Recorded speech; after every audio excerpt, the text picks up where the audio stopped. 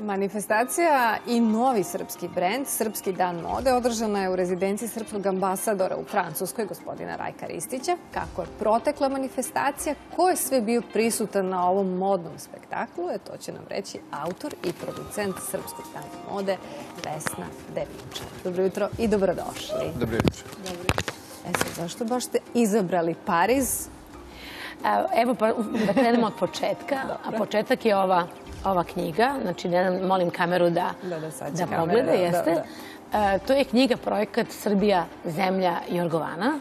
Taj projekat je započeti pre 8 godina sa idejom da cela Srbija postane dolina Jorgovana Evrope i sveta i da napravi na novi redizajn, da kažem, našeg imidža u svetu, povezujući se da kako sa lepom istorijom 13. vekom i Urošom I. Nemanjićem, koji za svoju princezu, buduću kraljicu Jelenu Anžujsku, posadio ne jedan cvet, ne jednu granu, poklonio ne drvo, nego celu dolinu Jorgovanima. Naravno, pošto je Jelena Anžujska od Anžuja, naravno ima dilema oko toga kojih Anžuje, ali Anžuji jesu i Francuska i stvari prepoznatljivi više kao francuska dinastija. Mi smo se preko Jelene Anžujske i preko Jorgovana povezali pre svega sa Parizom. I to je bio jedan povod koji je najvažniji, da kažem, jer smo mi nekoliko puta već sadili jorgovane, srpske jorgovane u Francuskoj. Jedno od najlepših sađanja bilo je u Amboazu. To je u stvari mesto gde je Leonardo da Vinci sahranjen. Mi smo u tom prostoru gde je nemoguće posaditi jednu travčicu dobili podršku i posadili srpski jorgovan i tako na neki način markirali taj prostor nekom našom bojom. Osnovna ideja je u suštini da ceo svet, a pogotovo diplomatija i ljudi od kulture, mode, shvate da kao što je Holandija zemlja lala, a Japan zemlja trešnjenog sveta, da je Srbija zemlja Jorgovana. I kako je izgledao taj srpski dan? Da, šta je bilo od programa? Da vam kažem, mi smo tamo, taj srpski dan mode, to je bilo nešto, po mišljenju ne mom, nego francuskih novinara, francuskih poslanika kulture i mode, nešto izuzetno vredno. Kažem, najvrednije je sigurno što se dešavalo kad je reč o srpskoj modi u Parizu, zato što smo povezali dve stvari. Znači, ja sam pozvala 5 kreatora, 3 naša i 2 stranca, da kreiraju svoje kolekcije na temu ljubičanstvena Srbija, Srbija zemlja Jorgovana. I to smo radili u najlepšoj rezidenciji Pariza. Wow, kakva je ovo haljina. Pola dvorišta zauzela. Da. To je dan pre nego što se desio, evo vidite. Toliko glamurozno izgleda. Ta rezidencija, to je nešto najvrednije što imamo. Mislim da je to najlepša koju imamo rezidencija u svetu, ali da je to jedna od najlepših, ako ne i najlepša rezidencija diplomatska u Parizu. Ja mislim da su svi ljubomorni na to što naš Rajko Ristić, ambasador, uživa u toj lepoti. Ta rezidencija je kupljena 1930. godine, kupio je knez Pavle, hvala mu puno, a cela ova manifestacija je, dakle, inspirisana Srbijom, zemljom Jorgovana, ali posvećena od kneza Pavla sinu, koji je nedavno preminuo, koji je zajedno sa mnom započeo ovaj projekat Srbije, zemlje Jorgovana pre 8 godina. Naš divni Aleksandar Pavlov Karađorđević je osoba koja nas je inspirisala i također smo ga pominjali, o njemu pričali između revija. To je bio jedna jako lepa konferansa našeg prijatelja Jovanovića, novinara.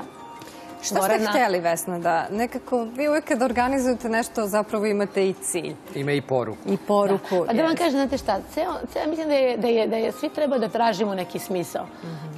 Smisao svog postojanja, smisao svog dana, smisao svog opšte bivstvovanja, ali tako. I mislim da se negdje ja tražim u tome i uspevam da se nađem.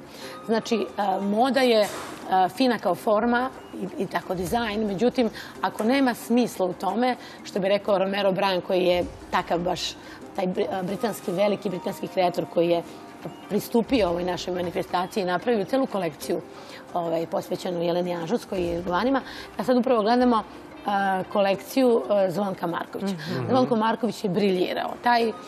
Te ovacije, ja ne mogu da vam kažem kolike su bile, pogledajte njegove ljubičanstvene modele. Modeli su iz kompanije Miss Srbija, naravno. Lepotice i modeli, divna deca. One su bile izuzetno zapažene jer su u prvim redovima bili poslanici Parijskog dana mode, odnosno nedelje mode od Couture, koja je upravo tada se dešavala. Puna je bila sala novinara, kreatora, francuskih. U suštini bilo je, ja sam se šalila, ali ne sam, bilo je svega 11 Srba u sali, bilo je preko 250 stranaca, Francuza, bilo je 15 ambasadora koji su zaista doprineli da se diplomatskim načinima pronese ova ideja u svet, da je Srbija zemlja odgovana. Bilo je iz aristokratije evropske predstavnika, ja ne mogu da vam opišem koliko su oni doprineli da se ova manifestacija uzdigne na najviši nivo. Tu su bili Orleani, Burboni, Lihtenštajn i Barbara, koja je dobila posebnu nagradu od nas, supruga kneza Aleksandra. Tu su bili vlasnici Amboaza i, dakle, potpunena je aristokratija i VIP ličnosti francuske scene. Posle ovoga i za vreme, dakle, toga dana, dan prethodni, vi ste videli, gledali ste snimanja editorijala u našoj rezidenciji. Svi ti snimci će biti u francuskim magazinima, u francuskim medijama i svuda će pisati Serbia Fashion Day, Srpska rezidencija i Serbia Land of Lilacs. Tako da će, znači, dolina, odnosno zemlja Jorgovana, tako da ćemo imati, to će i dalje, znači... I kakav vam je onda plan? Evo, krenuli ste od Pariza, ne slučajno. Da. Ideja je da se ova manifestacija Serbia Fashion Day ustoliči u Francuskoj i da to bude, da kažem, svake godine novi kreatori sveta i novi naši kreatori na temu Srbije zemlje Jorgovana sa još nekim dodatnim, da kažem, manifestacijama. Ne samo, mi smo posadili Jorgovan, naravno, jer nema manifestacije koja u stvari se ne završava sađenjem bar jednog Jorgovana kao simbola koji će rasti zajedno sa tom manifestacijom.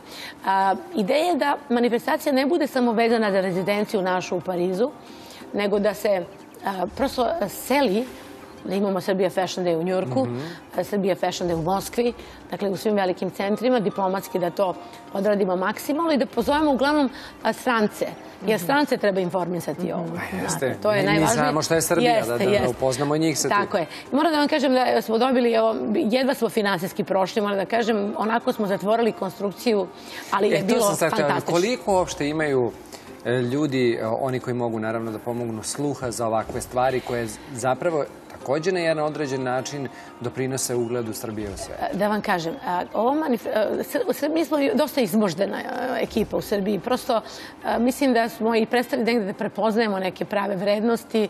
Ja nikom ništa ne zameram, ali mislim moramo se boriti svak za svoj projekat, je li tako? Ono što sam sada videla, na primjer, prišao mi je vlasnik najstarije kompanije parfema u Francuskoj. Francuska je, znači, zemlja parfema. On ima kompaniju od 17. veka, znači, u stvari, on je nasledio tu kompaniju i pitao me, zamolio me da napravimo parfem Land of Lilacs, zemlja Jorgovana, što je fantastično i da taj, znači, parfem lansiramo u svetu. Tu ćemo sigurno imati neki procenat, ali ja želim da ova manifestacija, znači i ovaj projekat ima i neku fondaciju koja će nastaviti da radi, jer ta priča o ljubičanstvenoj Srbiji, ona treba da traje mnogo, mnogo godina, mnogo decenija. Mi treba da sadimo u Srbiji i sadimo, između ostalog, patrijarh Pavle nam je dao blagoslov, patrijarh Irine, oprostite, da sadimo oko crkava i manastira u Srbiji i inostranstvu. Znači, mi treba prosto tim i grupnim sađanjima da ispiramo i neku našu muku, što mi se dešavalo da sam doživljavala kada smo sadili. Nećemo sad o muci, pričamo o lepim stvarima. Evo lepe devojke, lep nakit. Evo, upravo gledamo, to je nakit naše Jelene Mandić, koja je dizajner nakita fantastično u južnoj Francuskoj. Dakle, ona je bila također jedan od kreatora, kao i Pena Couture, to su dve mlade kreatorke, Nela i Nina Pena, koje su zaista napravile kolekciju fantastično. Evo, uručuje naša Jelena Mandić, bivša Srbije za Miss Universe, Barbari od Lihtenštajna, poseban poklon. Evo pogledajmo ko je sve tu prisutan. Ovo je bio gradonačelnik Beča. To je zaista jedna elita, moji vitezovi Svetoga Lazara, moram njih da pomenem, Pika Pietra Grof, ovaj gospodin desno što je prošao, on je vlasnik 5 magazina modnih i stila. Evo, Suna moja koja mi je pomogla da pozovem sve ove ličnosti. To su zaista ličnosti koje će pričati o nama na najlepši mogući način. Evo, pogledajmo kako izgleda divno ta naša rezidencija. Ova tapiserija košta 10 miliona. Dakle, Uriel je znači ta naša kolekcija koju smo emitovali i producirali. I dobro, i za kraj ne možemo da vas pustimo, da vas ne pitamo, ali teku pripreme za... Teku pripreme, dobro je, guramo, ova godina je 20 godina. 20 godina rada i ovaj, recimo, ceo projekat, evo sad gledamo Zvonka Markovića, Backstage. To su, dakle, fantastični filmovi. Pravi se poseban film koji će afirmisati ovu manifestaciju kroz fashion televiziju Fashion One i druge francuske televizije našeg, odnosno francuskog poznatog reditelja tih fashion filmova i to će produžiti, dakle, znači, trajanje tog uspeha. Mi smo, znači, ovo je jedan od ruku, da kažem, proslave 20 godina firme Miss Srbija, jer ne mogu se odvojiti od te firme, od te kompanije. Dobro što ima veze, to je lepa stvar po kojoj vas prepoznaju, što biste svi odvajali. Naravno, kako da ne. Pa evo, pogledajte kako to lepo izgleda, to je stvarno... Pogledajte te i devojke, pogledajte tu atmosferu tog zdanja, vola bih da svi... Videli smo malo pre ispred kad je bio prijem, pa videli smo se vidi u pozadini Eiffelov toranj. Eiffelov toranj, dakle, to je najbolje mesto. Inače, ne znam da li ste znali, ali ovo je sve pozlata. Da, znam kako da ne. Pozlata, to je jedna od tih prostorija. I mi smo napravili to jako moderno. Moram da pohvalim našu Slađanu Teslu. Ona je bila i reditelj i koreograf. Znači, to je bio onaj parijski, da kažem, glam, parijski način prezentacije modela kroz te fantastične prostorije tog najlepšeg zdanja koga imamo u Parizu.